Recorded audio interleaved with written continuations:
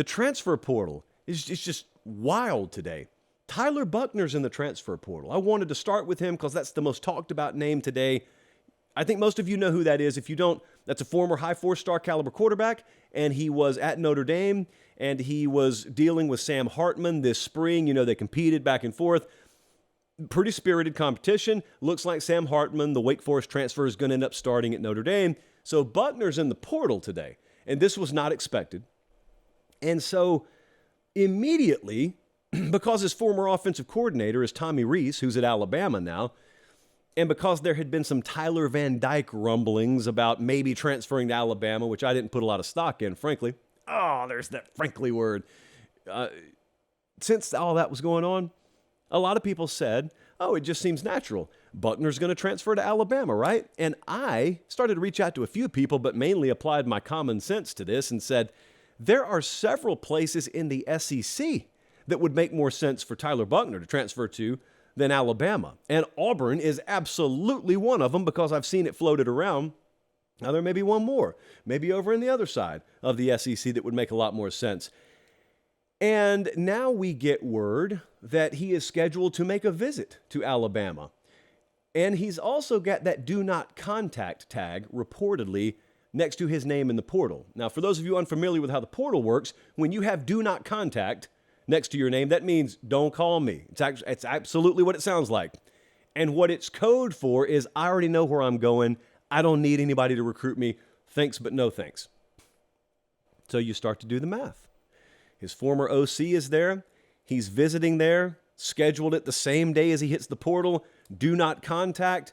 And Bama's quarterbacks didn't light the world on fire by most accounts in the spring game. And it just seems like it's a foregone conclusion that Tyler Buckner's going to land at Alabama, except that I don't feel that way at all. Now, as regular viewers of this program would tell you, there has been a time, or maybe even two in the past, where I've been wrong on this. I just don't feel like Alabama's the fit for him. It doesn't make a lot of sense to me. So there's several things in play here. It could just be that my instinct on this is wrong. It could be he lands there.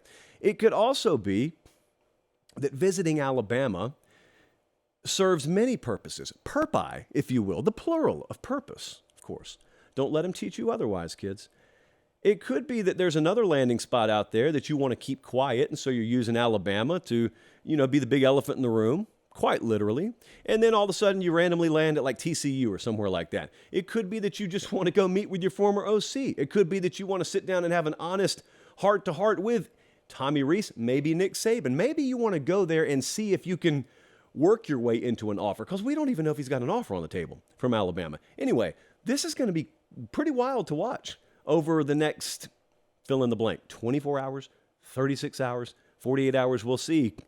I just don't think it's a slam dunk to Alabama. If I'm wrong, I'm wrong. Shane Hooks, you know that name? Probably not. Well, he's landed at Ole Miss. Where he was Jacksonville State. This is a 6'4", 205-pound receiver. He was the leader, Jackson State. What did I say, Jesse? I said Jacksonville? He didn't play for the Jags last year. No, he did not. Jackson State. He was their leading receiver, I can tell you that. 66 receptions, 775 yards, had 10 touchdowns last year. Ivans is all over this guy. Andrew Ivans loves this guy. I think he's bought all the stock that was available. All the Shane Hook stock is now in the pocket of Andrew Ivans. Jackson State, former Deion Sanders head coach, Jackson State. They have 5 receivers that really were the focal point of that offense last year. 4 of those 5 have transferred to Power 5 universities, and the 5th one is probably about to go late in the draft later this week. So that whole receiver room got gutted there. Shane Hooks, though, got another good one there. If you're Lane Kiffin, got another good one at Ole Miss. Jordan Hudson, need to talk to you about him. A lot of receivers. A lot of receiver talent all of a sudden in the portal. Jordan Hudson from TCU, 6'1", 190 pounds, number 92 overall player in the 2022 class, and he was the number 15 overall wide receiver in that class. The favorite is what stands out here, because the favorite seems to be, drum roll please, we don't have the drum roll, do we? Figurative drum roll please, SMU. I'm giving you time. I'm letting you raise your eyebrows. I'm letting you do your double takes, but it makes a lot more sense than it may sound. Of course, they're proximity-wise right next to each other, but also SMU last year, 7th in pass yards per game in all of college football, and they have the number 10 portal class. SMU, has the number 10 portal class right now. That is the only G5 team in the top 40 of the portal rankings. So SMU's doing not one thing right, they're doing several things right out there. And maybe, just maybe, Jordan Hudson ends up being another one of those things they're doing right. Oh, Photog almost got taken out in the B-roll there. Storm Duck. What is happening with Storm Duck? Very interesting situation. So Storm Duck was at North Carolina, and he transfers to Penn State. That was before the spring. And so it was the thinking on this show, it was the thinking at Penn State, obviously, and it was the thinking for most of college football that, well, good. Manny Diaz and that defense, they got a solid number 2 corner. Then spring practice happened, and it looks like Johnny Dixon just beat him out for that spot. So much so that Storm Duck is now back in the portal. So he just made a little spring visit to Penn State, not too different than we did. He stayed a little bit longer, but not much longer, and now he's back in the portal. I don't necessarily know that it's kind of surprising. I hesitate to ever say shocking. 6 foot, 200 pounds. He was second team all ACC last year. So a good player, but one that I guess just went to Penn State, took his shot, did not look like he secured that starting position. And I can only presume that that's why he's moved on. There could be a million other reasons in the interest of full disclosure and fairness. But the depth, that's kind of what bites you a little bit with Penn State, because it looked like at the very least you were going to have a starting caliber guy in your 2 deep maybe, and certainly in your nickel and dime packages you were going to be able to get him on the field. It doesn't look like that's going to be the case. Also, Brennan Thompson is a guy I've talked to you about.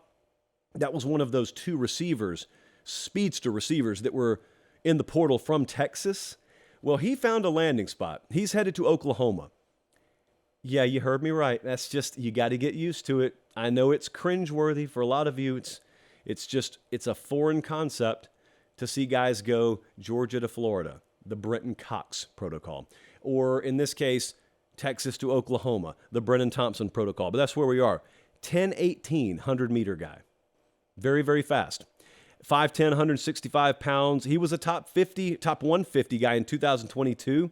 Oklahoma has 2 wide receivers coming in right now that run under 10.5 in the 100-meter. And it's very important that this happened this cycle because, as you well know, or should know by now, Texas and OU are headed to the SEC. This, therefore, would be the last cycle that this can happen because you can't do this in the SEC. You can't transfer inside the conference this late in the cycle. You can do it in the Big 12, though. So there you go. Brennan Thompson headed to Oklahoma.